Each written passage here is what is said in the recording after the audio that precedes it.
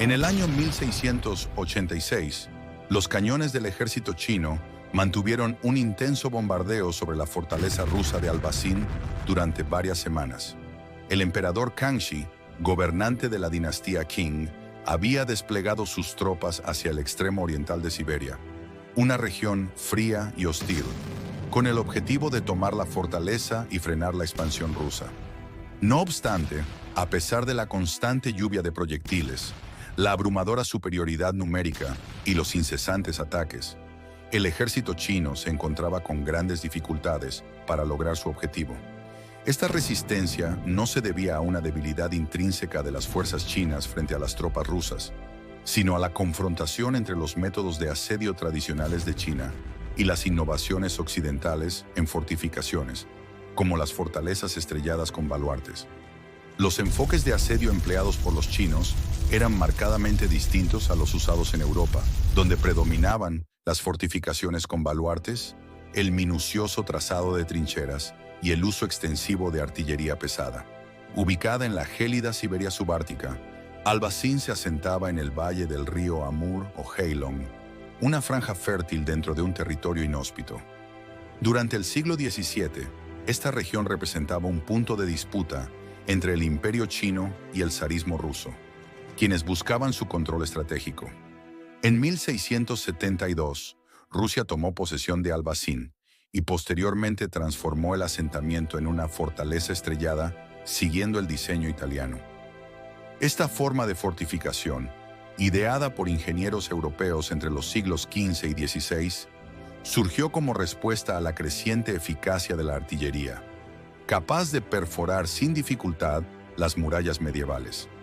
La implementación de estos diseños condujo a una constante evolución de las estrategias defensivas y los métodos de asedio, originando una forma particular de guerra basada en la resistencia estructural y la contraofensiva organizada.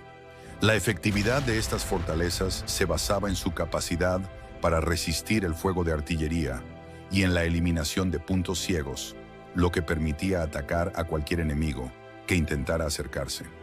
La dificultad de tomar una fortificación de este tipo por asalto obligaba a los ejércitos sitiadores a excavar complejos sistemas de trincheras que les permitieran aproximarse sin ser aniquilados.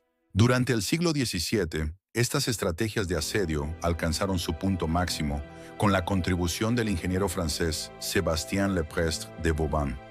Gracias a sus innovaciones, tanto en el diseño de los baluartes como en las tácticas de asedio, los ejércitos occidentales lograron desarrollar un método sistemático para la conquista de fortalezas.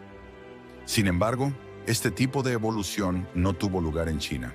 A pesar de que las armas de pólvora negra habían sido utilizadas allí desde el siglo XIII, la artillería pesada tan predominante en los ejércitos europeos nunca tuvo el mismo impacto en la guerra china.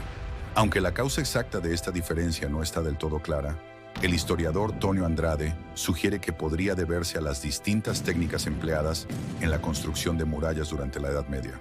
Hasta el siglo XV, las murallas en Europa eran altas y delgadas, lo que las hacía especialmente vulnerables ante el impacto de la artillería pesada. En contraste, China había desarrollado desde la antigüedad imponentes murallas de tierra compactada, lo que las hacía prácticamente impenetrables ante los cañones. Debido a esta característica estructural, la necesidad de contar con artillería de asedio pesada en China era mínima, ya que no resultaba eficaz contra sus fortificaciones.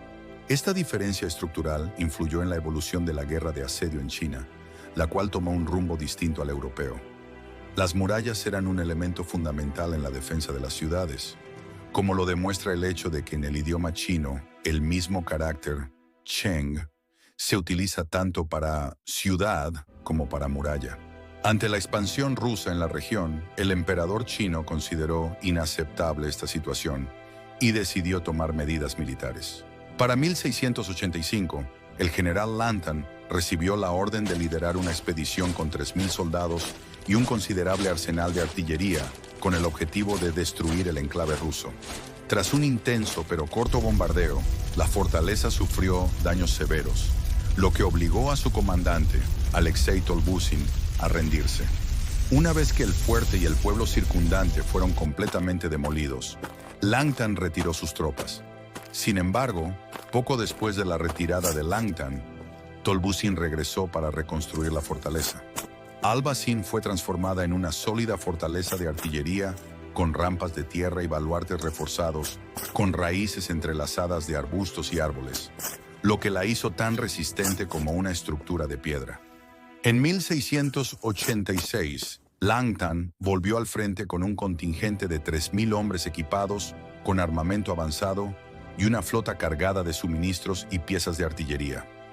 Aunque sus fuerzas superaban ampliamente a los defensores, que apenas disponían de 800 soldados y 11 cañones pesados, la fortaleza les permitió compensar la diferencia numérica y resistir el embate enemigo. A diferencia de los ejércitos europeos, las fuerzas chinas no empleaban la excavación de trincheras en paralelo ni avanzaban en zigzag para acercarse a la fortaleza. En su lugar, optaron por levantar fortificaciones de campaña con gaviones, estructuras de mimbre rellenas de tierra y escombros, y lanzaron numerosos asaltos directos contra la fortaleza, con resultados catastróficos.